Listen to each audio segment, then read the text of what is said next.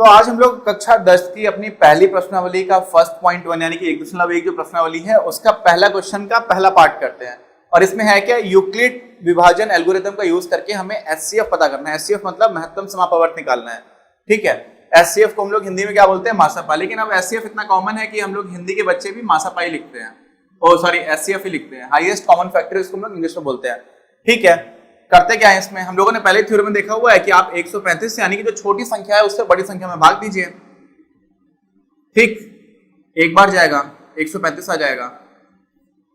शेष जो है, अगर शेष शून्य नहीं है तो क्या करते हैं, जो हमारा जिससे हमने पहले भाग दिया था, जो हमारा भाजक था, उसको हम इस बार भाज्य बना देते हैं।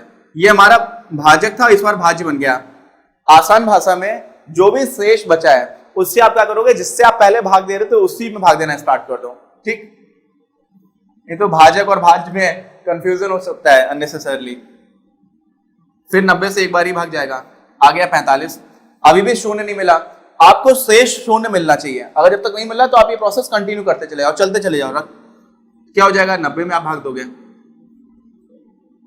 एक बार नहीं 2 बार जाएगा, सॉरी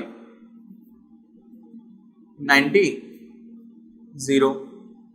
शेष आपको क्या मिल गया, शून्य। और जैसे ही शेष आपको शून्य मिला तो ये जो संख्या जिससे आपने भाग दिया था ये आपकी हो जाती है मासापा। तो आप क्या लिखोगे, इसको ऐसे लिख सकते हो, HCF 135, 225 बराबर 45। इसका मतलब क्या हुआ, HCF मतलब मासापा किसका, 135 और 225 का 45 है।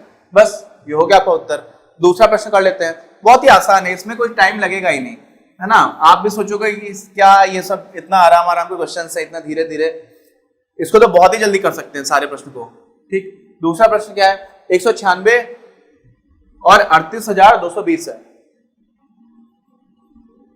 फिर से वही मेथड अपना लेंगे। क्या करेंगे, 196 से भाग देंगे, किसको भाग देंगे, देखो पहले तो भाग देना हमेशा छोटी संख्या से होता है, ये मत गड़बड़ करिएगा। दूसरी संख्या क्या हो जाएगी, 38,220।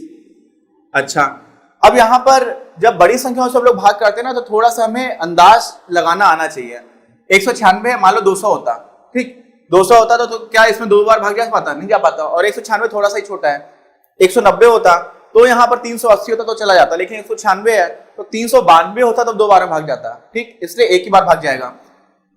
196 क्या हो जाएगा, 12 से 6 जाएगा, 6 बचेगा, 17 से 9 जाएगा, 8 बचेगा, और एक यहाँ पर 1 रह गया तो 1 बचेगा। ठीक, मैं घटाना और ये थोड़ा जल्दी इसलिए करता हूँ क्योंकि अब आप 10th क्लास में पहुंच गए हैं। तो अगर किसी को इसमें बहुत दिक्कत आती है तो आप कमेंट में करके बताइए, मैं एक बार धीरे धीरे भी कर दूंगा। कुछ बार मैंने कभी बहुत धीरे धीरे किया भी है, लेकिन मुझे लगता है कि आप घटाने में इतना समय मुझे नहीं देना चाहिए, है ना। अब क्या बचा, 186 में तो 196 से भाग जाएगा नहीं, क्यों, क्योंकि 186 तो छोटा है। क्या करेंगे, 2 को उतार लेंगे, 2 का उतारा ले लिया। अब देखिए 190 अगर होता तो 19 नेमा 171 होता है ना, तो 1710 हो जाता अगर 190 होता। और 200 भी होता है यहाँ पर, तब भी यहाँ पे कितना आता, 1800 हो जाता। इसका मतलब है कि 9 बार तो पूरा पूरा भाग चला जाएगा। तो यहाँ पर 9 आ गया, 9 छक 54, 80 लगी 5, 9 ने 81 और 5 86, 80 लगी 8, 9 एकम 9 और 8 17, 12 में से 4 गया बचा क्या 8, 15 में से 6 गया बचा क्या 9, यहाँ पे 7 रह गया, 7 से 7 गया बचा क्या 0, 1 से 1 गया बचा क्या 0, यानी कि 98 बच गया। इसका मतलब अब 98 में तो भाग जाएगा नहीं, और सीधी सी बात है जब भी हम एक बार भाग देते तो पूरा पूरा भाग तो जा ही नहीं सकता है। अब क्या बचा, शून्य उतारा ले लिया, कितना हो गया 980। अब इसमें देखिए 19 पना 95, यानी कि 190 होता तो 950 पर चला जाता, और 6 पंचे 30, तो 950 में आप 30 जोड़ेंगे तो 980 मिल जाएगा। तो मुझे दिख रहा है कि 5 बार पूरा पूरा भाग जा रहा है, 980। अब यहां पर देखिए, यहाँ जो पिछला प्रश्न था उसमें क्या हो रहा था कि हमने एक बार भाग दिया था, जो पहला शेष आ रहा था फिर हम उससे फिर भाग दे रहे थे, फिर दूसरा शेष आ रहा था उससे फिर भाग दे रहे थे। यहाँ पर हम इसी संख्या में भाग देते चले गए क्योंकि बड़ी संख्या थी, इसलिए हमें एक से ज्यादा स्टेप में भाग देकर के हम पहुंच पाए। लेकिन हमें पहली बार में ही शेष क्या मिल गया, शून्य। और इसका मतलब क्या हुआ कि 196 ही हमारा क्या हो गया, HCF।